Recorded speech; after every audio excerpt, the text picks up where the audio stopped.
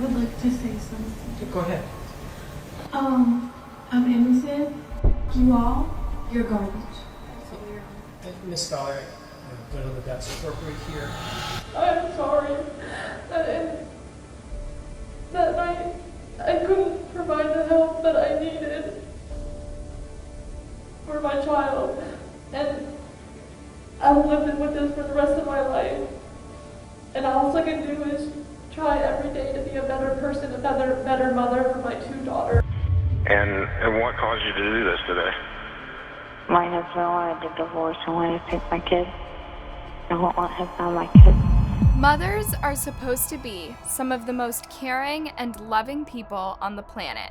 Most mothers would do anything for their kids, even if it meant sacrificing their own lives in order to protect them. But sadly, not every child is lucky enough to have a kind and loving mother. For some kids, the person that is supposed to protect them is actually the one causing them the most pain. This is the story of 6 evil and incredibly disrespectful mothers getting what they deserve in court, a life sentence for their horrific crimes.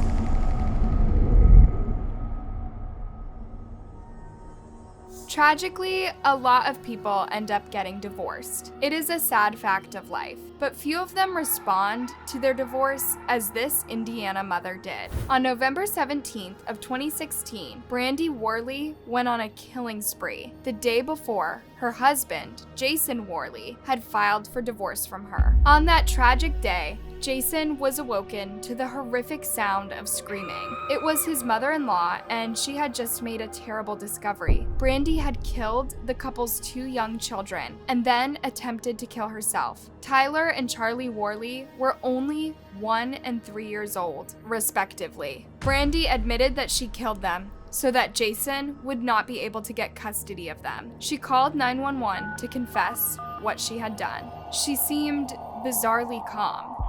And what caused you to do this today? My husband wanted a divorce and wanted to take my kids. I won't let him have my kids. Her attempt to take her own life was not successful, and she was rushed to the hospital for treatment. The sheriff says the woman's husband was unaware of what was happening in the house while he was asleep. She is under arrest, but investigators will have to wait until she's in a condition to be interviewed to determine a motive for the killings.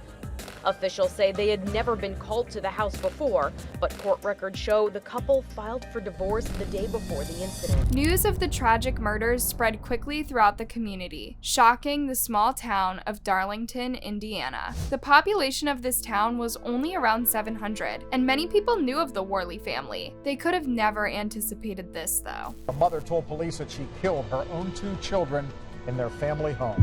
And they found the 2 young children dead inside the home. We've also learned that her husband filed for divorce just yesterday. The details about why unclear, but that divorce certainly could have something to do with it. A very emotional day for both police and this small community. So how did things within this family ever become this messed up? To understand that, we have to take a look back at this family's history. Jason and Brandy had been together for a while and were married for 7 years at that time. While they were reportedly very in love, things got complicated when their first child, Thaler, was born prematurely. This resulted in some health challenges which took a toll on their relationship. However, they were both committed to their family and wanted to make things work for the children. 4 years later, they welcomed their second child, a little girl named Charlie. It was around this time that their marriage was on the rocks once more. Jason believed that Brandy was being unfaithful to him and turned to Reddit to ask for help.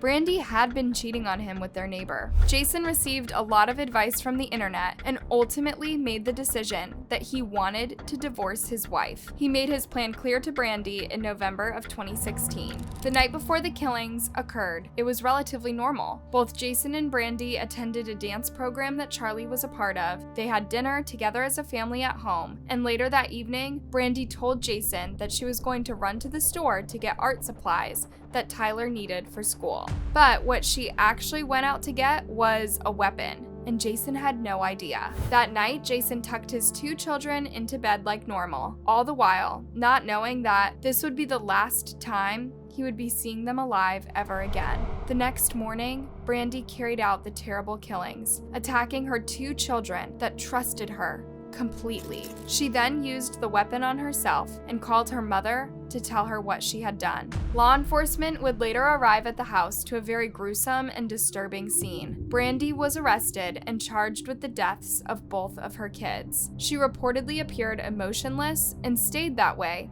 throughout her trial. This case was a very difficult ordeal for surviving family members, friends, all of Central Indiana, whose lives were touched by this tragedy. What sort of sentence is fitting for a woman who heartlessly killed her two defenseless young children? Nobody short of a monster would be capable of doing something like this. Because Brandy had already pled guilty, she spared the community what would have likely been a pretty emotional and horrific trial.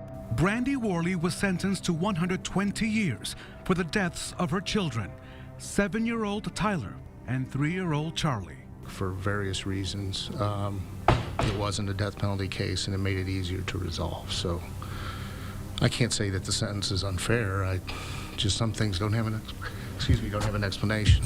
No sentence, not even this one, would be enough to bring back the 2 lives stolen far too soon, or heal the pain that these horrible acts caused so many. Do you believe that this was a fair sentence, or should Brandy have been sentenced to death for taking the lives of 2 young victims? Let us know in the comments. Devastating details in court today as the jury heard from Julissa Thaler's boyfriend about the hours leading up to Thaler leaving with her son Eli Hart.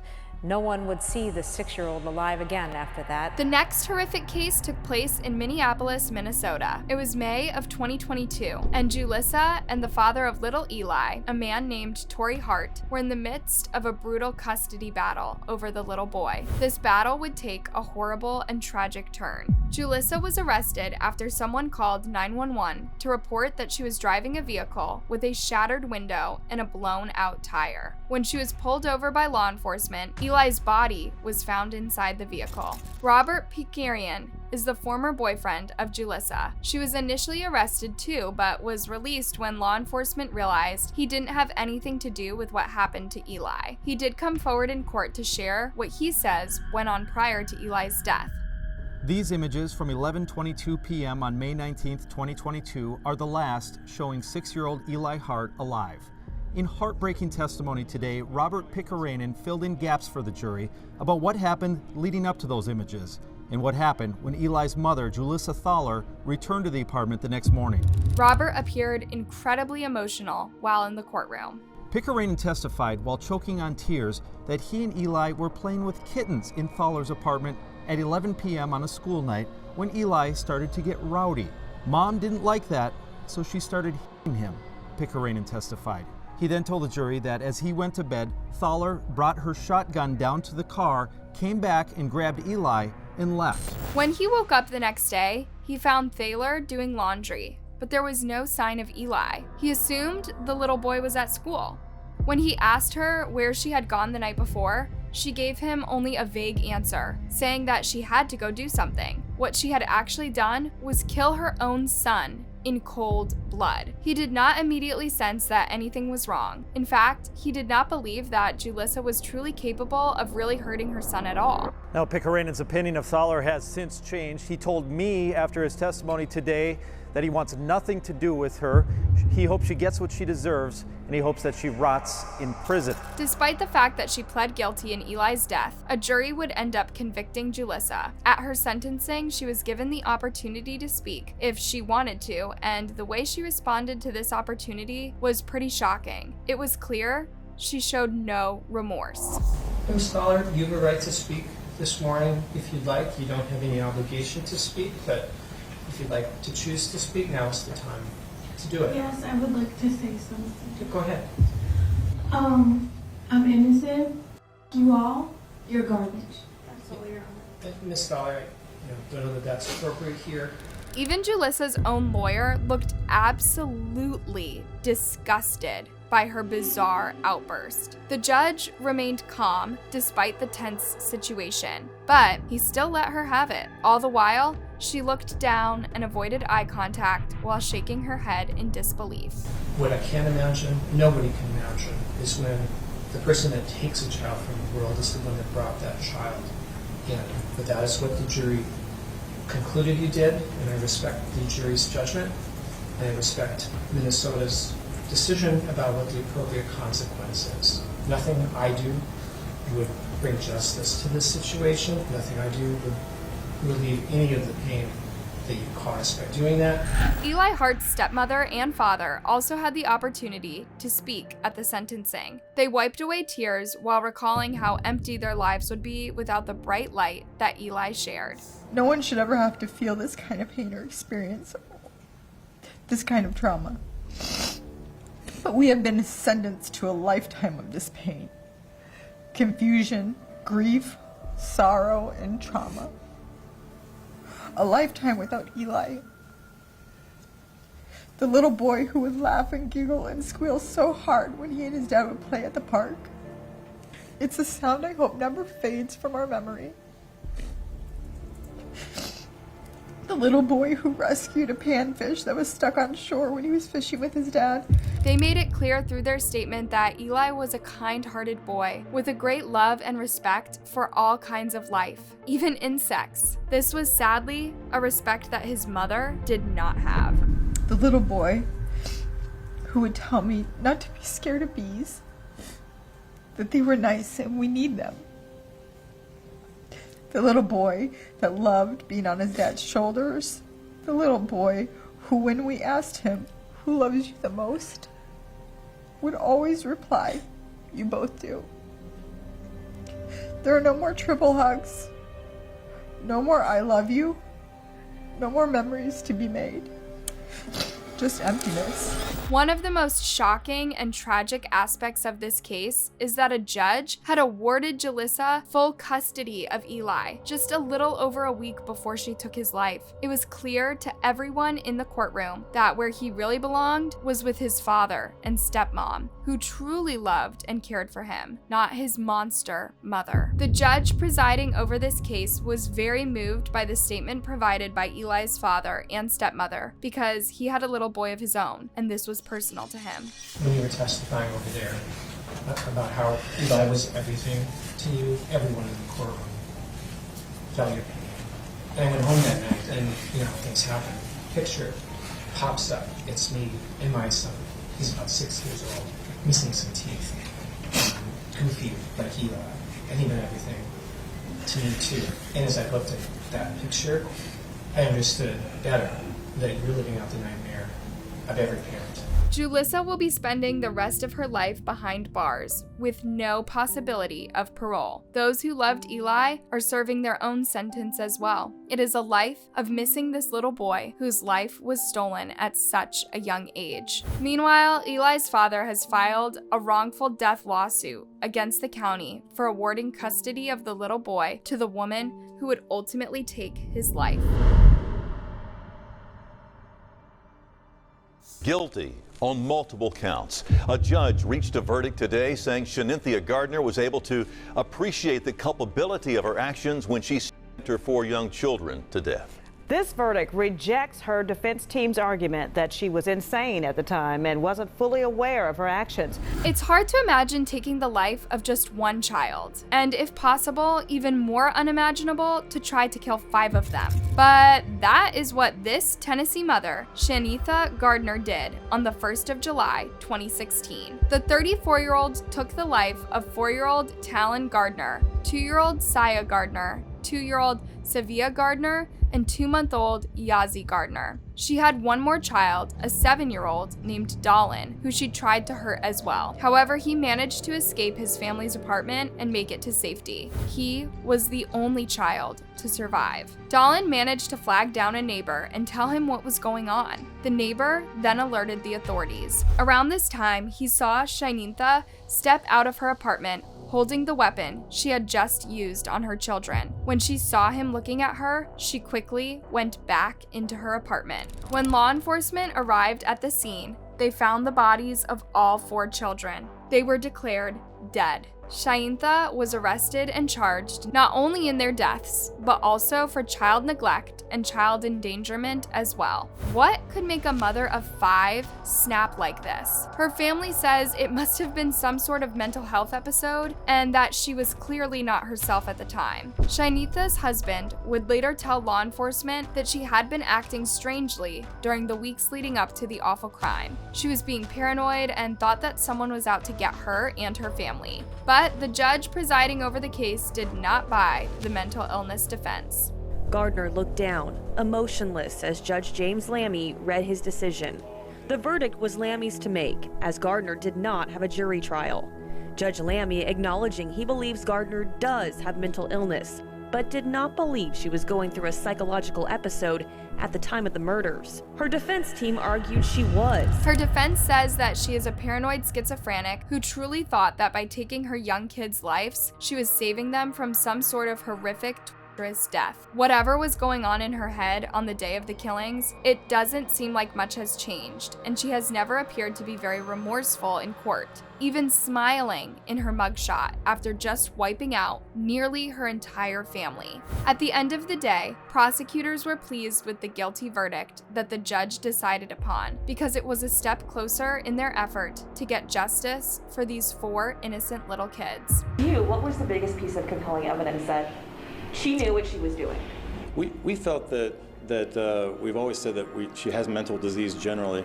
We felt that she knew what she was doing on this day because of all the domestic conflict that she had had with her husband over the years and in the very days leading up to this. Another interesting thing that the prosecutors believe is that she intentionally allowed her 7-year-old to go free because he was a child of a different man, not the one that she was married to and fighting with at the time. So she would not have had the same anger to direct at him. They believe she always faked an attempt to take her own life.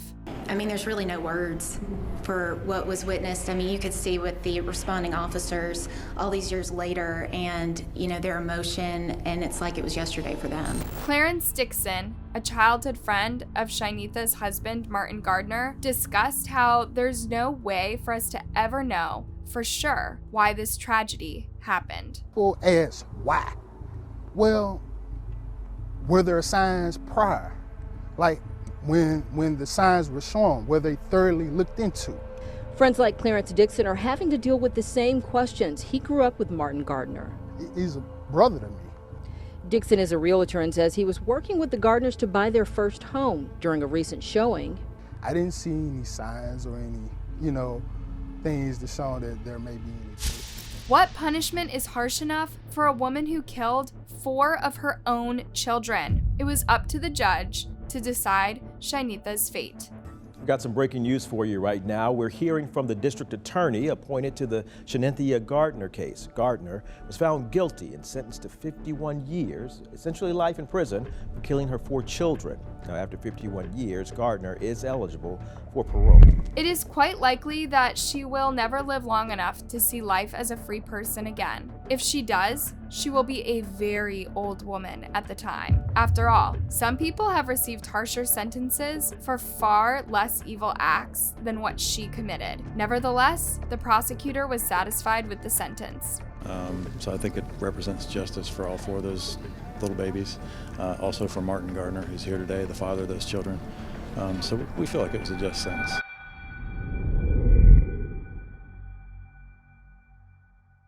I received warrants for Miss Jennifer Sara out of Escambia County, Florida.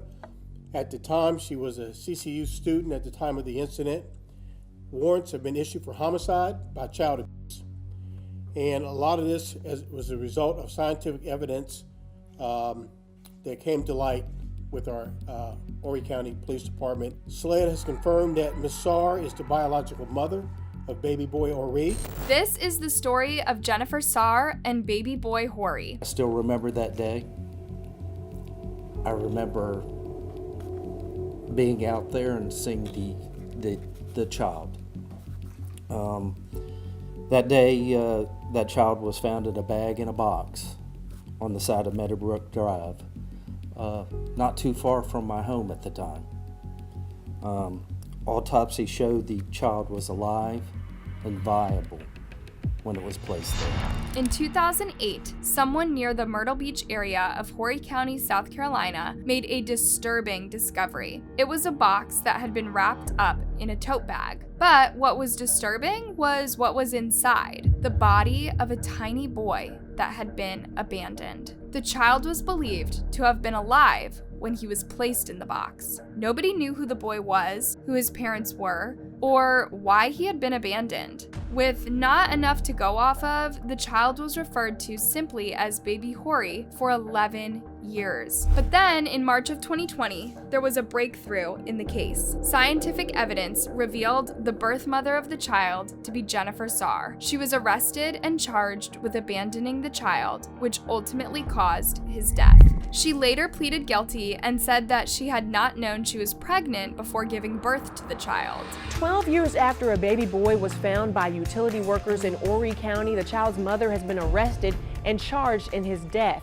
She's 32-year-old Jennifer Sara, and she faces one charge of homicide by child abuse. A judge initially sentenced Jennifer to 10 years behind bars, but the sentence was later suspended, meaning that she will now only have to serve 4 years. She will also have to pay $1,700 to Horry County. While Jennifer's defense had hoped that she would only get probation, prosecutors believe that ensuring she spends at least some time in jail behind bars will set an important precedent. You cannot simply throw a child out like garbage and expect to get away with it. Nobody wins. Nobody wins, including me. While in court, Jennifer apologized to everyone, saying that she is truly sorry for the harm she caused. I prayed for strength to be able to talk today, and all I wanted to project to every single person in this courtroom is that I'm sorry. I am truly sorry. I am sorry that I couldn't provide the help that I needed for my child, and I've lived with this for the rest of my life, and all I can do is try every day to be a better person, a better mother for my 2 daughters. The desperate search tonight for a missing 5-year-old boy. Police say search dogs have only picked up his scent inside his own home. And tonight, his mother has now stopped cooperating with police. 39-year-old Joanne Cunningham of Crystal Lake, Illinois, told the world that her 5-year-old son, Andrew AJ Freund, was missing without a trace. But the reality was that she had taken his life. After Joanne discovered that the little boy had an accident and tried to hide it from her, she became enraged and did something completely inhumane that led to the boy's death. But look at how convincing she appears here while pretending to be a distraught mother. I just want my kids. That's all that's my life, are my kids. The little boy's body was later found wrapped in plastic and buried in a shallow grave near his family home. Joanne later pleaded guilty to the killing, saying that she was struggling with postpartum psychosis at the time after recently giving birth to a baby girl. While in court, a much different-looking Joanne appeared emotional as she recalled what she did to her son. My heart and my mind are consumed with despair, pain, sadness, grief, unceasing anguish, and extreme remorse. A tearful Joanne Cunningham spent 8 minutes talking to the judge, facing up to 60 years in prison for admitting to killing her 5-year-old son AJ Friend. Cunningham talked about her abuse as a child, indicating it led to her abuse of AJ. But based on the evidence presented with this case, it was going to be hard for her to find any sympathy. A doctor explained how severe AJ's wounds were, including massive injuries to the head. Prosecution also showed pictures from inside the family's Crystal Lake home after AJ's dad reported him missing, clear warning signs of problems. One picture even showed a padlock on the outside of AJ's filthy bedroom to lock him inside. Joanne is attempting to challenge the 35-year-long sentence that she received for the death of her son. She claims she didn't have adequate counsel or mental health assistance. Caitlyn Marin of Nashua, New Hampshire, was just 27 years old when she learned that life as she knew it was over. She was sentenced to 45 years to life behind bars for callously taking the life of her 3-year-old daughter, Brielle Gage, in August 2014. This little girl's death was said to be long, horrific, and very, very painful. She suffered greatly at the hands of her own mother. Well, Caitlyn Marin's lawyers tried to prove that she felt like she was in custody from the moment police came into her house right until she completed a recorded interview hours later. But police and prosecutors say she was always free to leave and her statements should not be thrown out. Her daughter was laying either dying or dead on the bathroom floor. That's right. How could a mother do this to her own baby? Caitlyn reportedly became enraged after realizing that her 3-year-old wet herself and also went looking for food during the night. Caitlyn, who was just 15 years old when she got pregnant for the first time, attempted to get a new trial because she claimed the case was mishandled by law enforcement. She says they failed to read her Miranda rights on a timely basis and did not allow her to use her cell phone to call her lawyer. Law enforcement says that is simply false. For now, this killer mother remains behind bars. Children are the most vulnerable of our society. They are innocent and trusting. For a mother to hurt their own child the way that these sadistic mothers did is truly horrific, and they surely deserve the punishments they received. Do you think the children in these stories received proper justice? Let us know in the comments. Thanks for watching, and don't forget to like and subscribe so you don't miss anything.